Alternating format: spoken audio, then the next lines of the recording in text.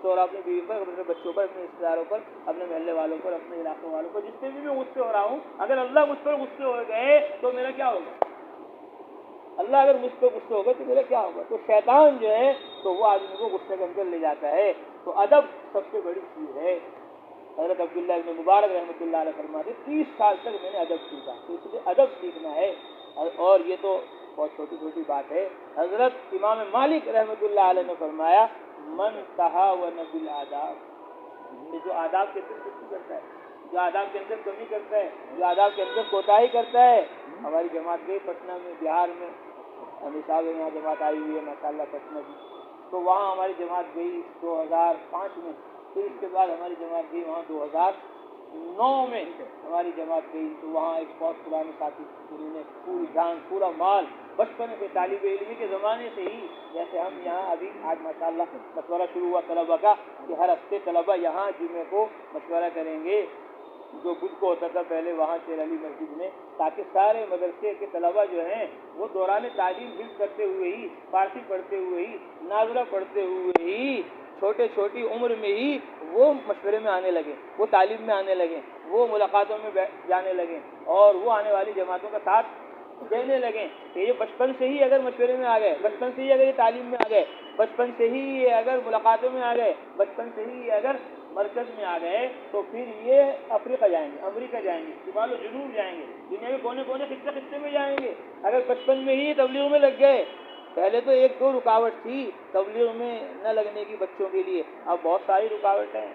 پہلے تو صرف مدرسے میں ہی کچھ رکاوٹ آ رہی تھی، درسگاہ میں کچھ رکاوٹ آ رہی تھی، ساتھیوں کی طرف سے کچھ رکاوٹ آ رہی تھی، اب تو سب کی جیب کے اندر موبائل ہے۔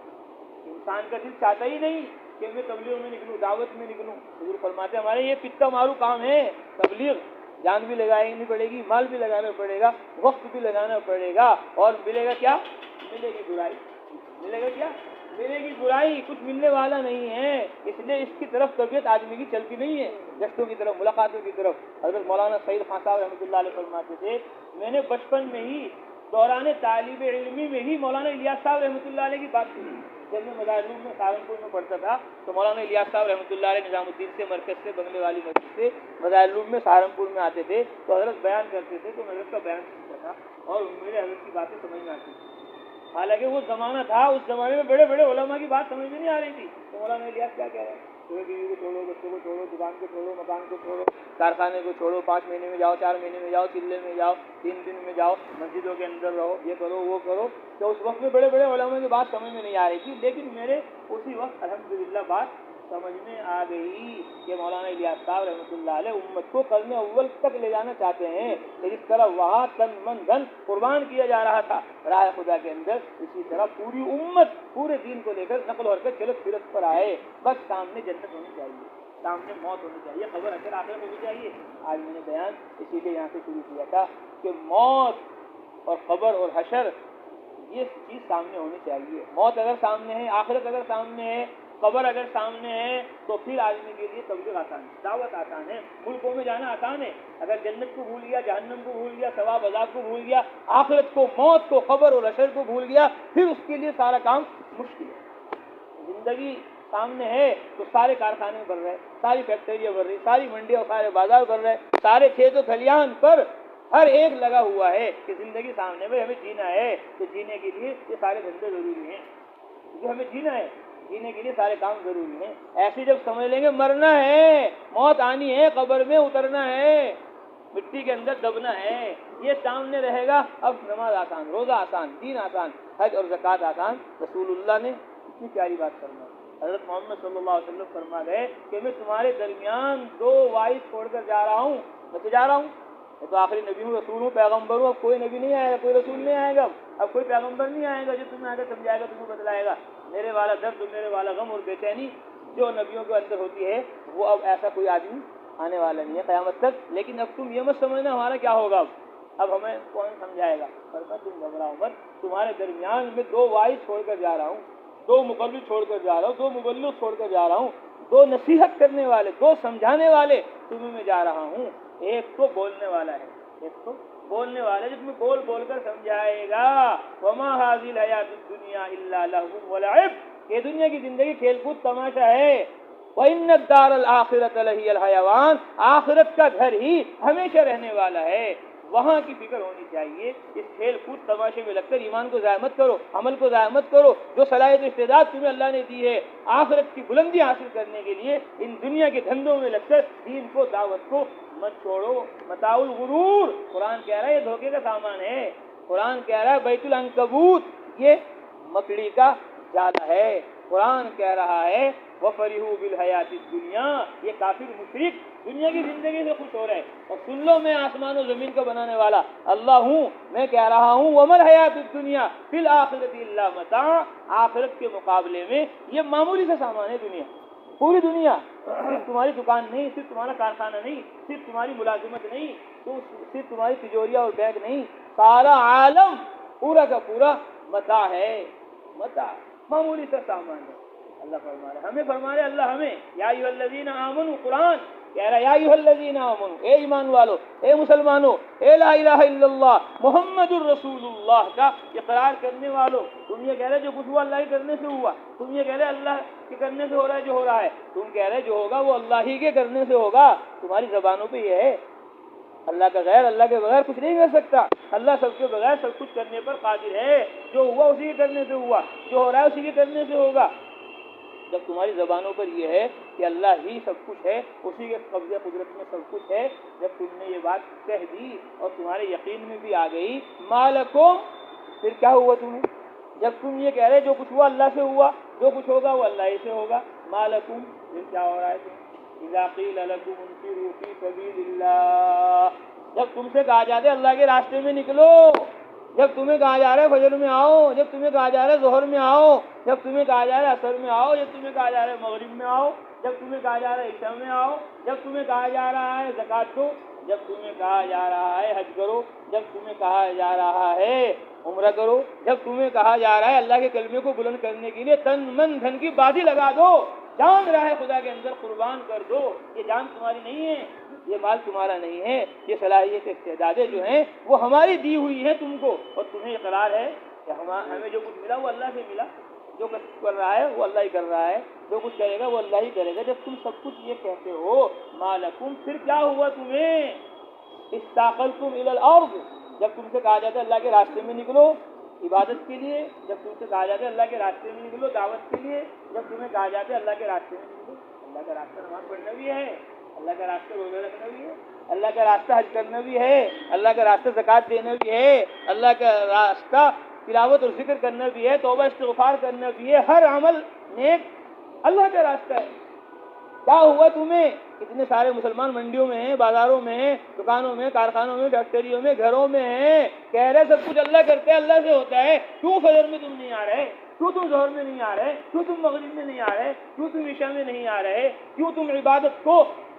اپنا اوڑھنا بچھونا نہیں بنا رہے؟ کیوں تم دعوت پر اپنا تن من دھن قربان کیوں نہیں کر رہے؟ مسلمان ہونے کے باوجود اللہ کی گھر کی آواز لگے، اللہ کے دین کی آواز لگے اور تمہارے قدم اس طرف نہ اٹھیں، کیا وجہ ہے؟ استاقلتم الی الارض، زمین پر تم بوجھ بن جاتے ہو، کھیت پر بیٹھ جاتے ہو، دکان پر بیٹھ جاتے ہو، کارخانے پر بیٹھ جاتے ہو، گھر میں بیٹھ جاتے ہو، زمین میں گھر ہیں، زمین میں دکانیں ہیں، زمین میں کارخانے ہیں، زمین میں فیکٹریاں ہیں، زمین میں بیوی بچے ہیں، یہ آسمان میں ہیں کارخانے، منڈی آسمان میں، بیوی بچے کہاں ہیں؟ سمندروں میں، فی الارض، زمین میں ہے، استاقلتم الی الارض، کہ تم دکان سے نکلنے کا نام نہیں لے رہے، مکان سے نکلنے کا نام نہیں لے رہے عبادت کے لیے، تم دکان سے مکان سے نکلنے کا نام نہیں لے رہے دعوت کے لیے، تم ایمان کے لیے اپنا تن من دھن قربان کرنے کو تیار کیوں نہیں ہو؟ استاقلتم الی الارض، زمین پر تم کیوں بوجھ بن رہے؟ اللہ تو اللہ ہے، وہ تو دلوں کی باتوں کو جانتا ہے۔ اللہ فرماتے ہیں ہم تو بہانے بنا لیں گے کچھ نہ کچھ، اج یہ ہے اج وہ ہے، لیکن اللہ تو اندر کو جانتا ہے۔ اللہ فرماتے ارضیتم بالحیات الدنیا من الآخرہ،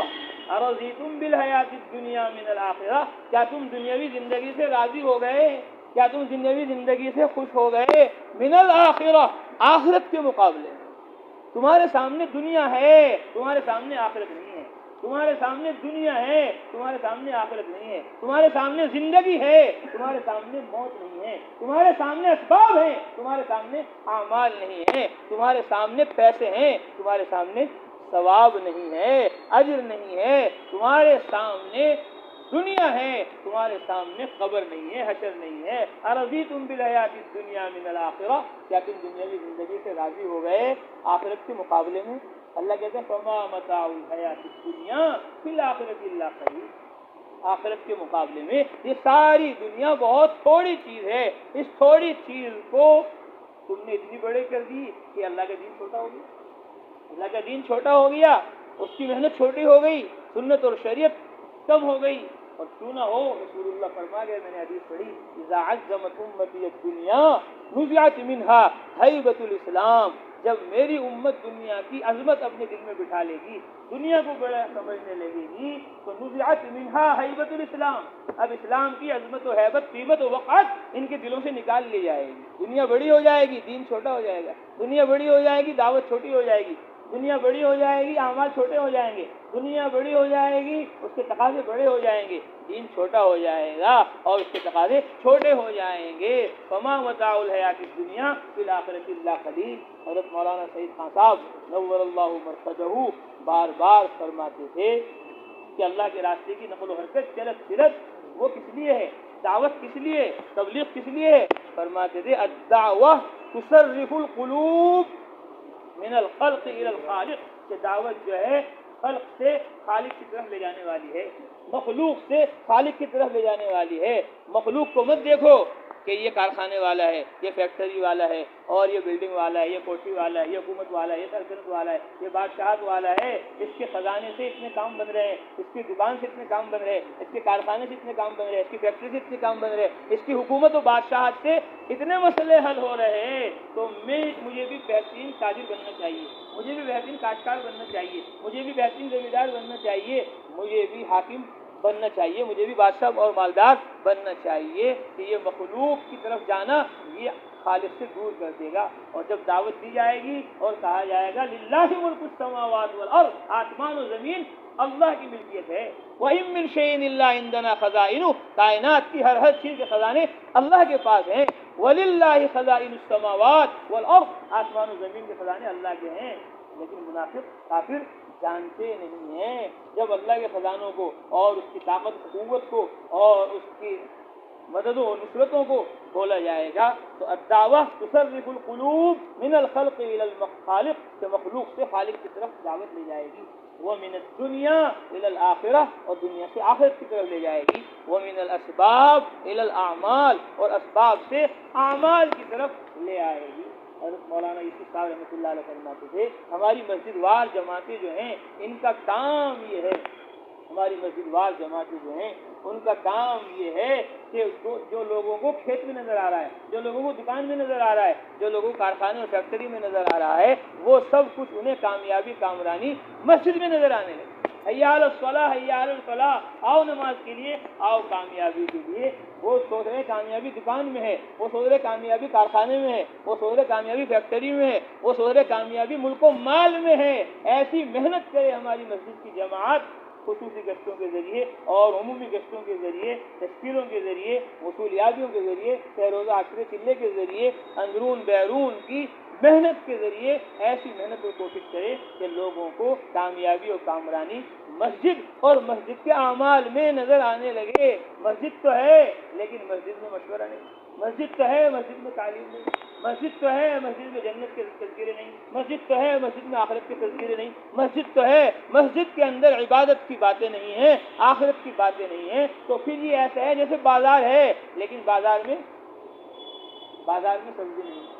بازار ہے بازار میں پھل نہیں ہے، بازار ہے بازار میں کپڑے نہیں ہیں، بازار ہے بازار میں چیزیں نہیں ہیں، کہ اب اس بازار سے کوئی فائدہ نہیں ہوگا کیونکہ بازار کے اندر کپڑے نہیں ہیں، بازار کے اندر سبزیاں پھل نہیں ہیں۔ مسجد تو ہے لیکن مسجد کے اندر اعمال مسجد نہیں ہیں، اب وہ کامیابی کامرانی جو نظر آنی چاہیے تھی وہ لوگوں کو نظر نہیں آئے گی، وہ لوگوں کو نظر نہیں آئے گی۔ اس لیے 24 گھنٹے مسجد آباد ہونی چاہیے، فجر میں بھی تعلیم ہونی چاہیے، ظہر میں بھی تعلیم ہونی چاہیے، عصر میں بھی تعلیم ہونی چاہیے، مغرب عشاء میں بھی تعلیم ہونی چاہیے، ایمان و قرآن کی باتیں مسلسل ہونی چاہیے۔ حضرت مولانا یوسف صاحب رحمۃ اللہ علیہ فرماتے تھے جب تک گھنٹوں تم اعمال کے فضائل مسجدوں میں بیٹھ کر نہیں سنو گے تب تک کہ تمہاری دل کی دنیا بدلے گی نہیں، تب تک کہ تمہاری دل کی دنیا بدلے گی نہیں جب تک تم گھنٹوں مسجد میں بیٹھ کر اعمال کے فضائل نہیں سنو گے کہ اعمال پر اللہ نے کیسے کامیاب کیا ہے پہلے لوگوں کو، اور اعمال پر کیسے کامیاب کریں گے اللہ تبارک و تعالیٰ اس زمانے کے لوگوں کو، اور اعمال پر قیامت تک کیسے کامیابی کامرانی ملتی رہے گی۔ اب وہ آواز جو مسجد سے لگ گئی مدینہ منورہ سے، وہ آواز قیامت تک مسجد سے لگے گی، حی علی الفلاح حی علی الفلاح، آؤ کامیابی کے لیے، اب یہاں آؤ۔ عمر رضی اللہ تعالیٰ عنہ ملک کے شام کے بارے میں پوچھا کیا ہے مسجدوں کا حال، بکتے ہوئے اونٹ کی طرح لوگ نکل جاتے ہوں گے؟ فرمایا نہیں حضرت، مجالس شتیٰ، ہماری مسجد میں تو مختلف قسم کی مجلسیں رکھتی ہیں، مختلف قسم کی تعلیم کے حلقے قائم ہوتے ہیں، ادھر قرآن سیکھا جا رہا ہے، ادھر حدیث سیکھی جا رہی ہے، ادھر فقہ سیکھا جا رہا ہے، اور ادھر جنت کی تذکرے ہیں، ادھر جہنم کی تذکرے ہیں، ادھر یہ بیٹھے ہیں، ادھر وہ بیٹھے ہیں، یجلسون، سارے مسلمان مسجد میں آتے ہیں اور سارے مسلمان بیٹھتے ہیں، وَيَتَعَلَّمُونَ الْخَيْرَ، اور سب کے سب خیر سیکھتے ہیں، وَيَتَذَاكَرُونَ، اور سب کے سب اس کے مذاکرے کرتے ہیں۔ عمر رضی اللہ تعالیٰ نے قیامت تک فیصلہ کر دیا اور فرما دیا لن تزالوا بخیر ما کنتم کذالک، لن تزالوا بخیر ما کنتم کذالک، کہ تم لوگ خیر پر رہو گے جب تک تم مسجدوں میں آ کر اس طرح ایمان و عمل کے حلقے قائم کرتے رہو گے، اور جب تم مسجدوں میں آنا چھوڑ دو گے، اور جب تم مسجدوں کے اندر تعلیم کے حلقے قائم کرنا چھوڑ دو گے، اور جب تم مسجد کے حلقوں میں بیٹھنا چھوڑ دو گے، تو پھر خیر تمہارے اندر سے نکل جائے گی۔ تم مومن ہوں گے لیکن مسلم نہیں ہوں گے، تم مومن ہوں گے لیکن نمازی نہیں ہوں گے، تم مومن ہوں گے لیکن عابد نہیں ہوں گے، تم مومن ہوں گے لیکن زاہد نہیں ہوں گے، تم مومن ہوں گے لیکن تم عمل سے خالی ہوں گے۔ المؤمنون حیینون، کہ ایمان والے مسلمان فرما بردار ہوتے ہیں، تابع دار ہوتے ہیں، مسلمان ہے اور تابع دار نہیں ہے تو سمجھ لو ایمان میں کمزوری ہے، یقین میں کمزوری ہے، ایمان اس کو عمل پر کھڑا نہیں کر رہا ہے۔ لینون، اور ایمان والے مسلمان نرم ہوتے ہیں، کیا ہوتے ہیں؟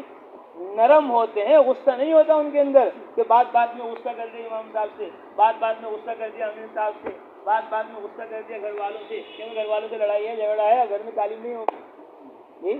گھر والوں سے لڑائی ہے جھگڑا ہے، اب بھائی کی تشکیل نہیں کر سکتے، اب بھتیجے کی بھانجے کی تشکیل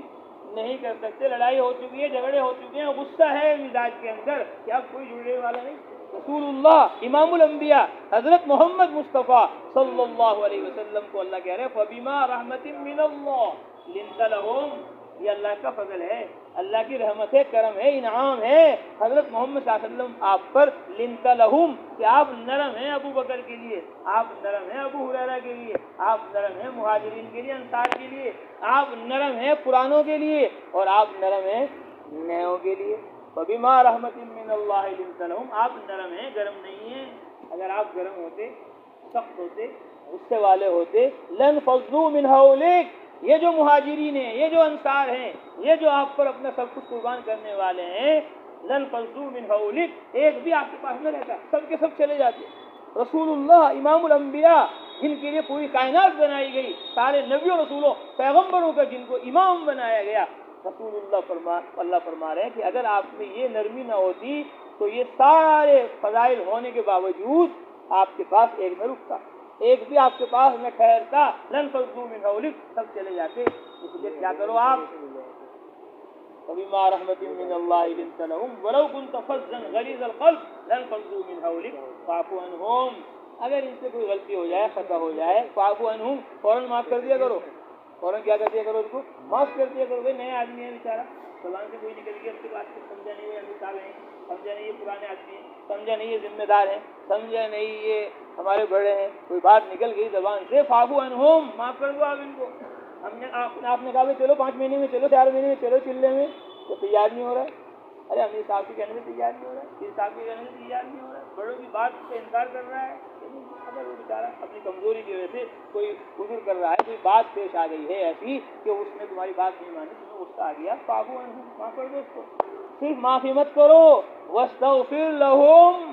اور ان کے لیے اللہ سے بھی معافی مانگو کہ اللہ میں نے تو معاف کر دیا، اپنے ساتھیوں کو، اپنے دوستوں کو، اپنے مشورے والوں کو، اپنے حلقے والوں کو، اپنے گھر والوں کو، میں نے تو کیا کر دیا، ان کو معاف کر دیا۔ رسول اللہ سے پوچھا گیا کہ جی خادم کو کتنی دفعہ معاف کریں، نوکر کو، غلام کو، اور میں دن میں 70 دفعہ، خادم ہے، غلام ہے اپنا، کہ غلطی ہو جائے کہ 70 دفعہ معاف کرو، جب خادم کو 70 دفعہ معاف کرنا ہے تو بیوی کو کتنی دفعہ معاف کرنا پڑے گا؟ बच्चों को कितनी दफ़ा माफ़ करना पड़ेगा, अमीर साहब को, पीर साहब को, पुरानों को, नयों को, काम करने वालों को कितना माफ़ करना पड़ेगा। फाफू अनहुम, माफ़ करो, सिर्फ माफ़ी नहीं, वस्तगफिर लहुम, अल्लाह से भी इनके लिए माफ़ी मांगो, अल्लाह मैंने तो माफ़ कर दिया, आप भी माफ़ कर दो। और फिर क्या करो, वशाविरहुम फिल अम्र, अब इनसे राय भी लो,